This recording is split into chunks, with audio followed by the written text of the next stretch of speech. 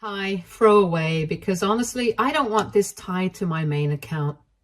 Let me know if I'm the jerk here because part of me wonders if I was too harsh, but at the same time, well, let me just get into it.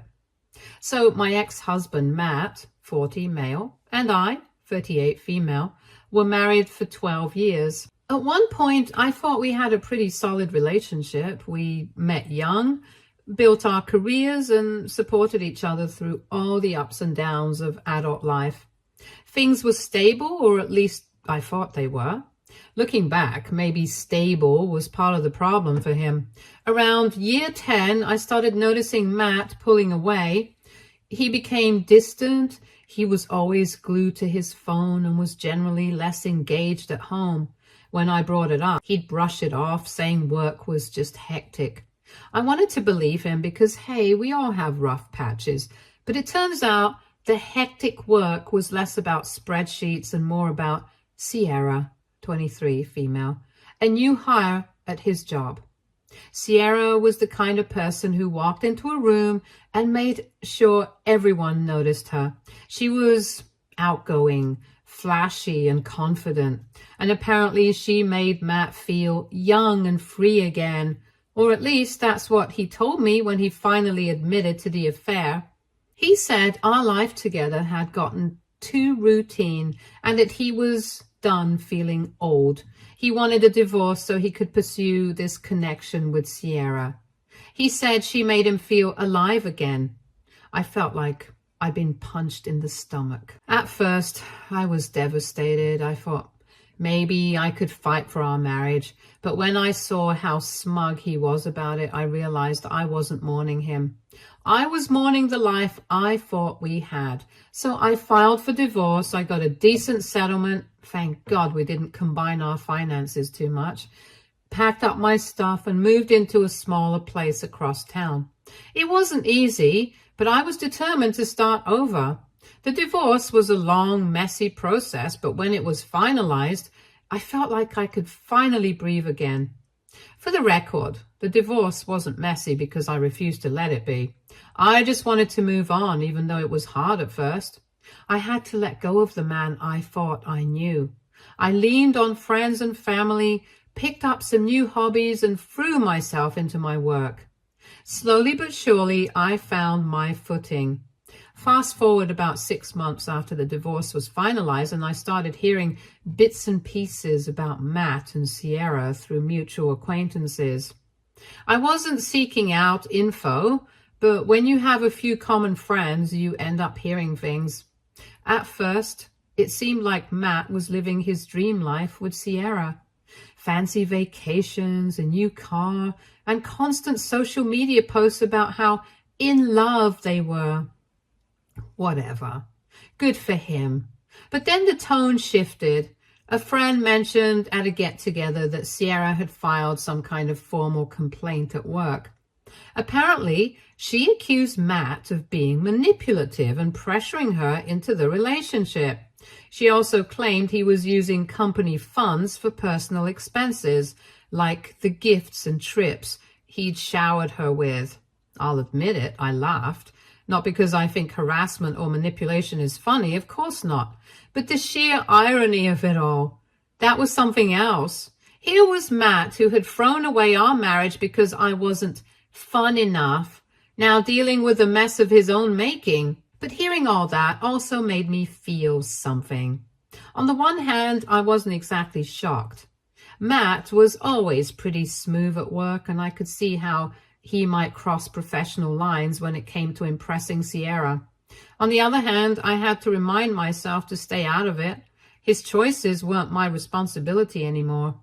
But the gossip didn't stop there. It turns out the company wasn't taking the allegations lightly. HR was involved, and there was talk that Matt might be asked to step down. He'd always been this golden boy at work, top performer, big promotions, the works. For someone who built his entire identity around his career, I imagine that must have been a huge blow. And honestly, I felt kind of vindicated, like finally he had to face some consequences for abandoning his marriage. Then, out of nowhere, Matt reached out to me 3 days ago. He called, texted, and even sent a long email, all asking for the same thing. He wanted me to testify as a character witness. He said my support would prove he wasn't the kind of person Sierra was accusing him of being. I'm not even going to sugarcoat it. This request made me laugh. The audacity. Here's a man who broke our marriage because I wasn't exciting enough. He threw me away for someone shiny and new, and now he wanted me to vouch for him? Absolutely not. I told him he made his bed and could lie in it. He then tried to guilt-trip me by saying that I was the only one who could help him. He painted Sierra as a liar and a gold digger and swore the allegations were all false. But you know what? That wasn't my problem. I laughed and hung up. I know some people might think I should have helped him out for the sake of our past, but here's the thing. Matt destroyed that trust. He showed me exactly where I stood in his life when he left me for Sierra. My loyalty doesn't extend to cleaning up his messes. Not to mention, I spent years being the supportive wife. I held him down when he was struggling, only to have him throw me away when things got better for him. He didn't care about me when he was chasing his young and free fantasy. Why should I care about him now that it's all blowing up in his face? I don't think Sierra's some innocent angel in all this. She knew he was married when they started their relationship. But if she's holding him accountable for things he actually did, that's not my problem. Matt made his choices. He chose to betray me, and now karma's holding him accountable. I told him as much before. I blocked his number. I'm not proud of laughing in his face, but it felt cathartic in the moment. After everything he put me through, it felt good to stand up for myself and say no without feeling guilty. Now I'm sitting back and watching karma do its thing. Word is, the allegations might lead to legal trouble for Matt. If that's true, then all I can say is, play stupid games, win stupid prizes. I guess Matt can finally enjoy that freedom he wanted so badly, even if it's behind bars. Then again, I'm writing here for a reason. Like I mentioned, it's been 3 days and I'm starting to feel a little bad about how I handled the whole situation. So AITA for refusing to help my ex when he's clearly struggling.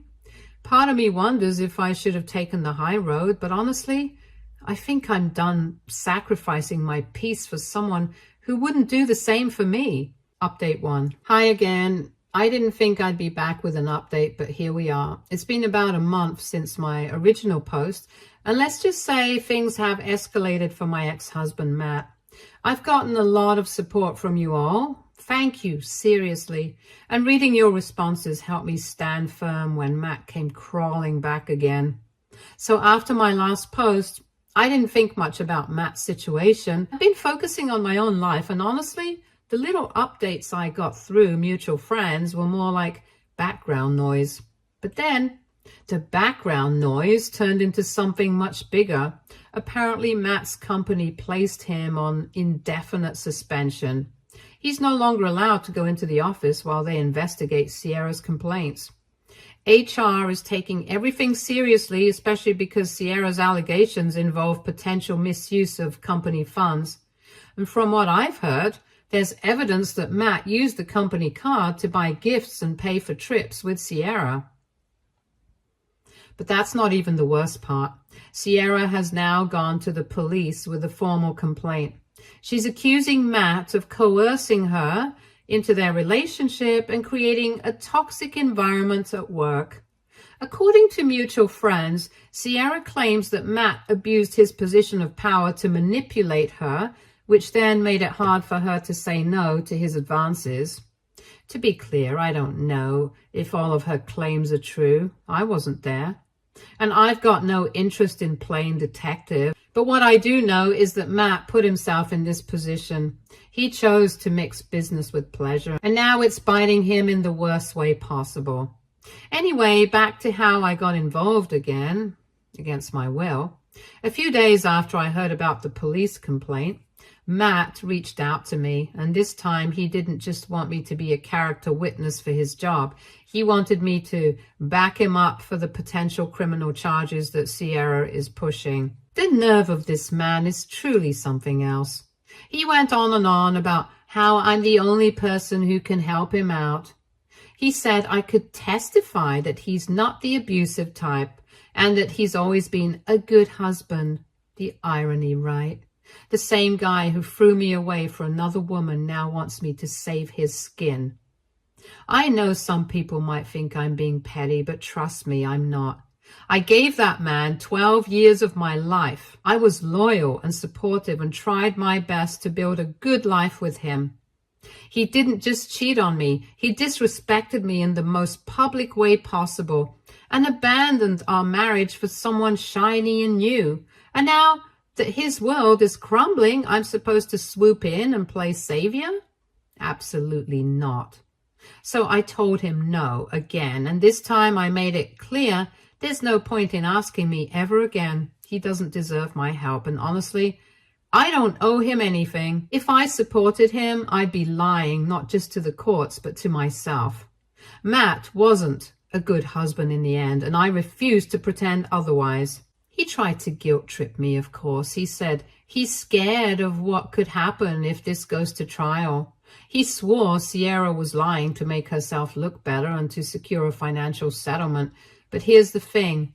None of that matters to me anymore. Whether he's innocent or guilty isn't my business. What matters is that he burned his bridge with me the moment he chose Sierra over our marriage. I stuck to my decision, and I don't feel bad about it. If anything, I feel relieved. For the first time in years, I'm fully putting myself first. That said, this whole situation has been a real eye-opener. Mutual friends have told me that Matt's family is starting to distance themselves from him. His parents, who are always so proud of his career, are now disappointed and don't know what to believe. Some co-workers who used to idolize him are keeping their distance too. It's like his entire world is falling apart. To be honest, I think this is karma doing its thing. Matt built his life on appearances, being the perfect employee, the perfect husband, the perfect everything. But in reality, he was selfish and impulsive, and now the cracks are showing. As for Sierra, I have no idea what her end game is. Maybe she really did feel pressured into the relationship. Maybe she's exaggerating to protect herself. Either way, I'm staying out of it. I've got no reason to get involved in their drama, and frankly, I'm too busy living my life to care about theirs. I'll admit, part of me finds this whole situation darkly satisfying. Not because I wish harm on Matt, despite everything, I don't, but because it's proof that actions have consequences. He made his choices, and now he's facing the fallout. So that's where things stand. Matt's career is in limbo. He's facing serious allegations, and he's lost the support of some of the people closest to him. Meanwhile, I'm doing fine. Life isn't perfect, but it's mine, and I'm finally free of his mess. Thanks for reading. If there's more to share down the line, I'll keep you posted. For now, I'm just happy to be done with this chapter of my life. Update 2. Hey again. I honestly didn't think I'd have more to say about this mess, but here I am with another update. It's been about 2 months since my last post, and let me tell you, things have only gotten worse for Matt. But first, I'd like to address a few questions that I've seen pop up a lot. 1. Did Sierra know he was married when they started their relationship? Yes, she absolutely knew. We weren't exactly secretive about being married. Matt wore his wedding ring, and our life was all over social media. I don't think Sierra cared. She's young and probably thought she was special, or that their relationship was somehow different. Honestly, they both made their choices, and now they're both paying for it in their own ways. Some people also asked me if I felt sorry for her now, and no, I don't feel sorry for her. She knew Matt was married and didn't care. I get that people make mistakes, but she chose to wreck my marriage, and now she's learning that Matt isn't the prince she thought he was. Do I think she's lying about the accusations? Honestly, I have no clue. She could be telling the truth, or she could be exaggerating to save herself. Either way, I'm not getting involved. 2. How did you find out about the HR complaint and the rumors? I don't work with Matt or anyone at his company, but we still have some mutual friends. A couple of them are co-workers of his, and they've been sharing updates. I didn't ask for this info, but people love gossip, and since I'm his ex, I guess they thought I'd want to know. To be fair, they're not wrong. It's been fascinating to watch from the sidelines. I'm also really glad that they reached out to me because, trust me, if Matt approached me and told me all of this himself, I'd not know what to do. They essentially gave me a heads up, and that allowed me to prepare myself for all of Matt's audacity. 3. Why didn't you block Matt when he first called you? Honestly, morbid curiosity. After everything he put me through, I wanted to know what he'd say.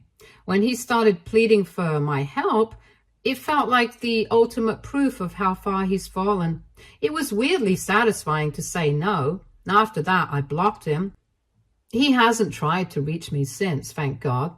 A lot of you were also curious about how Matt could even think that I'd help him now. Good question. I'm still wondering that myself. He said that I'd be the perfect character witness because we had been married for so long.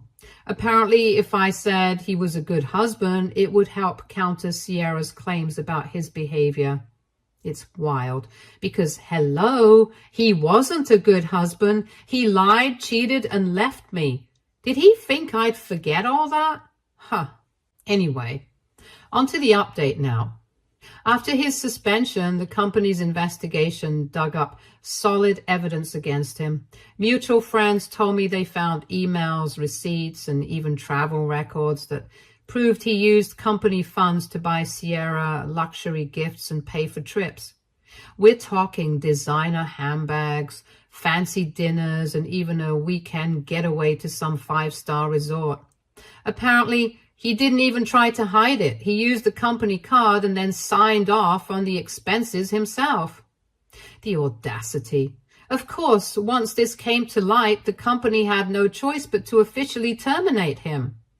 From what I've heard, HR didn't even wait for the investigation to wrap up completely. They gave him the boot and made it clear that they'd be cooperating fully with the authorities.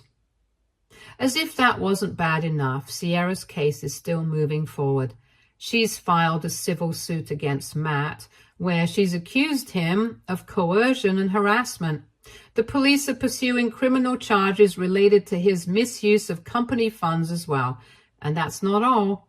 Other women employees have come forward with their own complaints. According to a mutual friend, at least 2 women have accused Matt of creating a hostile work environment and have cited inappropriate comments and behavior. Matt's reputation is completely in ruins. This is a guy who used to be the golden boy at his company, the one everyone looked up to, and now he's not just jobless, but he's also being dragged through both civil and criminal courts. And where's Sierra in all this? From what I've gathered, she's distancing herself from the relationship as much as possible. I guess she's trying to make it clear she was a victim, not a willing participant. Whether that's the truth or not, I honestly don't care. My focus isn't on her, it's on how I'm finally free from all this drama. But of course, Matt couldn't leave me out of it. A few days ago, he reached out again, and this time he didn't just want me to testify or vouch for his character. He wanted me to make a public statement saying his actions were out of character. He claimed it would help him mitigate the damages in court and repair his reputation. I couldn't believe the nerve after everything he's done, throwing our marriage away, disrespecting me and dragging me into this nightmare. He still thinks I owe him something? No, thank you. I didn't even bother engaging this time. I blocked his number immediately and made it clear to the mutual friends feeding me updates that I don't want to hear about him anymore. I've been patient enough and I've listened to their gossip out of politeness, but I'm done. If they want to stay involved in his mess, that's on them. I'm not interested in being kept in the loop anymore. Blocking him felt like a weight off my shoulders. For so long, I let his actions and his chaos linger in my life, even after our divorce, but now I'm truly free of it. No more updates, no more pleas for help, no more reminders of how much he hurt me. From what I've heard, even Matt's family is pulling away from him. His parents, who used to brag about him to anyone who would listen, are embarrassed by the scandal. They've stopped defending him and are keeping their distance. I don't blame them. He's burned so many bridges that it's hard to imagine who's still in his corner. As for me, I'm doing well. My life isn't perfect, but it's peaceful, and that's all I could ask for. I've started focusing on things that make me happy, hobbies I didn't have time for during my marriage, spending more time with friends, and just enjoying my independence. Looking back, I realized how much I let myself shrink during my marriage. I spent so much time trying to make Matt happy, trying to be the perfect wife, that I forgot to take care of myself. But now I'm learning how to prioritize my own happiness, and it feels incredible. To everyone who encouraged me to stand my ground, thank you. Your support gave me the confidence to say no and to keep saying no, no matter how many times Matt came crawling back. Thanks for reading and for being in my corner throughout all this. I'm finally moving on, and it feels amazing. Update 3. Hi Reddit. I'm back with what I think will be my final update. It's been about 6 months since my last post, and honestly, life has finally settled into something that feels normal again. But before I move on for good, I wanted to let you all know how things ended up with Matt. Spoiler alert, karma really did its thing. To catch you up, the last time I posted, Matt had been fired. Sierra had filed lawsuits, and he was facing criminal charges for fraud and harassment. Well, those charges didn't just disappear.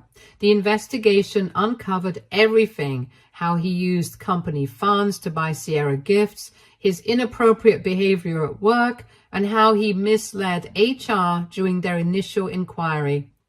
When all was said and done, the evidence was so overwhelming that there wasn't much for Matt to argue in his defense.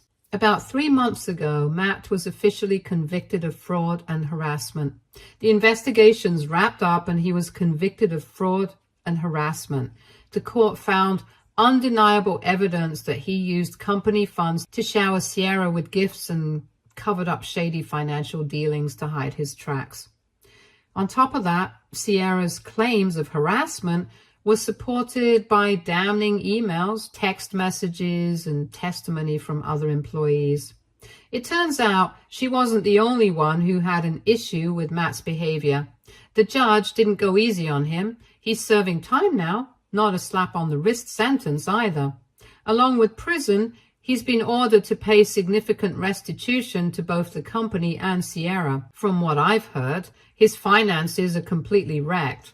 He had to sell his house, drain his savings, and is still drowning in debt. This is the same man who once looked down on me for not being ambitious enough, and now he can't even afford basic living expenses.